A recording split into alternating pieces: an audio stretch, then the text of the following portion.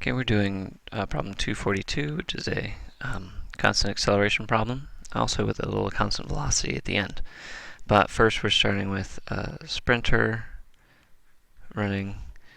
She's going to start at rest, as sprinters do, and then after a known amount of time, 10 meters per second is going to be her speed. So she accelerates for 3 seconds and has a VF of 10 meters per second. Looks like we're taking positive to the right, and her acceleration is also to the right, though I don't know what it is at this point, and I don't know how far she's gone during that interval. But I can draw a v versus t graph.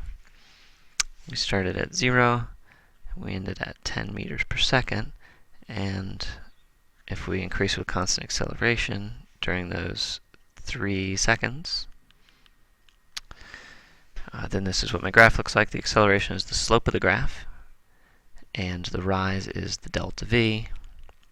The run is the delta t. The delta v is final minus initial, 10 meters per second minus 0, over delta t of 3 seconds, so our acceleration is 3.33 meters per second.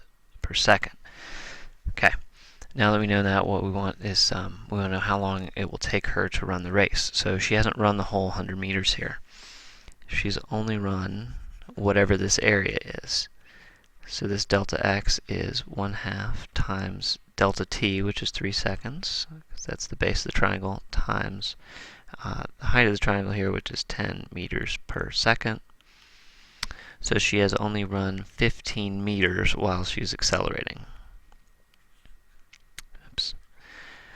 Okay, so she still needs to run 85 more meters. So what her graph is looking like here is there's that initial acceleration part, and then she stays there at her maximum speed for the rest of the time. So this is the first 3 seconds, and this delta t is unknown for the rest of the race.